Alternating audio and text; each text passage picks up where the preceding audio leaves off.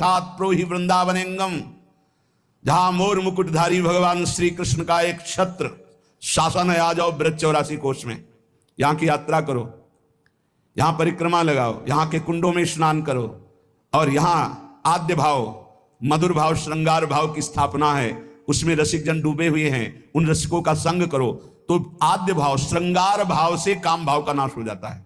जैसे रास पंचाध्यायी की फलश्रुति में है कि भागवत की रास पंचाध्यायी यदि 12 बजे रात्रि की जाए रोज नियम से, तो काम विजयी हो जाएगा। ऐसा अपने लोगों ने बहुत काल तक पीछे। और श्रीमद चतुरासी जी का यदि रोज पाठ किया जाए नियम से, तो धीरे धीरे काम प्रशासन, भवजल निधि को नाव, काम पावक को पानी, धीरे धीरे सहत सहत बाढ़े भगति। ये नहीं कि 4 पाठ किए देखा काम है कि नहीं है। दूरी बनाकर असत दर्शन, असत भाषण, असत चेष्टा से, और यदि चतुरासी जी का पाठ हो, रास पंचाध्यायी का पाठ हो, नाम जपने का अभ्यास हो, तो हम फिर काम पर विजय प्राप्त कर सकते हैं। मोर मुकुटधारी भगवान श्री कृष्ण की इस लीला भूमि का प्रभाव है कि यदि रज सेवन किया जाए, रसिकों का संग किया जाए, भगवत पावन चरित्र सुने जाए, तो आंसू बहने लगते हैं। द्रवित हृदय भगवदानंद की उत्पत्ति। फिर कहां काम, काम का फिर राज्य नहीं। जहां राम तहां काम नहीं, और जहां काम नहीं राम। जहां काम है वहां भगवत चिंतन कहां, जहां भगवत चिंतन है वहां काम कहां। इसलिए श्रीपाद कह रहे हैं, यदि अपने ऊपर कृपा करना है तो आ जाओ एक बार वृंदावन, यहां दर्शन करो, यहां बैठकर सत्संग सुनो, निश्चित तुम्हारा परिवर्तन होगा।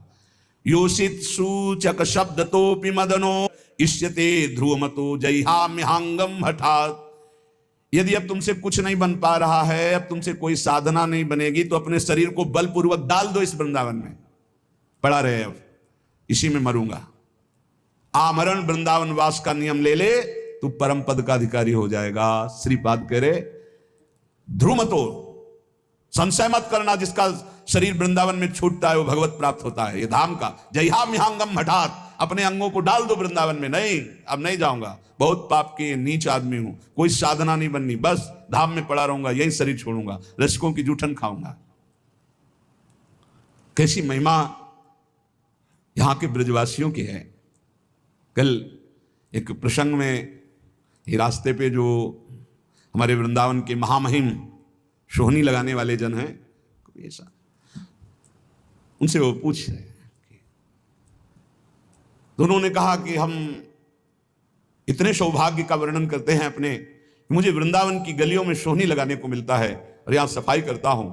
वासु आ गए और उन्होंने कहा कि अगर मुझे किशोरी जी पुनर्जन्म दें तो या तो यही सेवा दें, अगर ये अधिकार ना समझे मुझे, तो मुझे कोई वृक्ष बना दें और मेरे नीचे बैठकर कोई महात्मा भजन करेगा, मैं कृतार्थ हो जाऊंगा। वृंदावन की सोहनी लगाने वाले उनकी इसीलिए कहा है हरिराम व्यास जी ने, व्यास रसिकते ही बड़े ब्रजते अनत न जाए, वृंदावन के स्वपच लो जूठन मांगे खाए।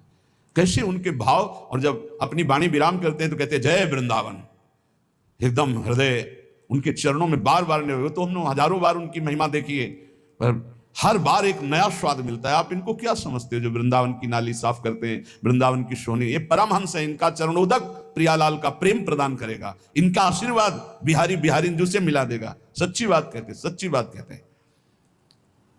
20-25 वर्ष पहले की बात है, एक माई ठेलिया में जब वो अपना जो ब्रज की रज और सब डाल करके जाए, बिहारी जी का पद गाती हुई जा रही थी, तो चरण छुए, जा बाबा तो राधा रानी मिली। सच्ची कहते हैं, एक बड़े महात्मा के आशीर्वाद में जितनी सामर्थ्य उतनी सामर्थ्य यहाँ के सोहनी लगाने वालों में है। इनको साधारण मत समझना। हठात डाल दो अपने शरीर को वृंदावन में, ये तुम्हें भगवत प्राप्ति करा देगा, इस पे कोई संशय नहीं, कोई संशय नहीं। साधक इस बात को ध्यान दें, ज्यादा उबने की जरूरत नहीं है। 4 हैं उपासना के केंद्र, नाम रूप लीला धाम। एक में तो तुम अनन्य हो ही ना, धाम के वासी हो। धाम का प्रभाव है चलत फिरत सुनियत यह श्री राधा वल्लभ लाल, ऐसे वृंदा विपिन में बसत रहो सब काल। धाम का प्रभाव है वृंदावन में जो कबो कछुक भजन नहीं होए, रज तो उड़ी लागे तने पीवे जमुना तो। यहाँ का प्रभाव है वृंदावन प्रभाव सुन अपनो ही गुण देत, जैसे बालक मलिन को मात गोद धर ले। और देश के बसत ही घटत भजन की बात, वृंदावन में स्वार्थ हो उलट भजन हुए जात। बिल्कुल निराश होने की जरूरत नहीं, आखिरी श्वास तक भगवत प्राप्ति का प्रयास करें। सर्वोपेक्षा मैं बलदया करहि वृंदावने हम। बस एक बात, सहना, सहने का स्वभाव बनाकर यदि वृंदावन में पड़े रहो तो तुम्हें भी भगवत प्राप्ति हो जाएगी। ऐसे लक्षणों से जो युक्त हैं कोई बल नहीं, कोई भागवतिक सद्गुण नहीं, माया की श्रृंखलाओं पर इतना हम जकड़े हुए हैं, उनसे हट नहीं सकते। स्वभाव राक्षस जैसा, अपवित्र मुर्दे जैसा, दृष्टि स्त्री भोग के लिए केवल जा रही, चित्त क्षोभ से युक्त है और सारा का सारा प्रयास केवल स्थूल देह के पोषण में है। कैसे मेरा कल्याण हो? बोले हो सकता है कल्याण।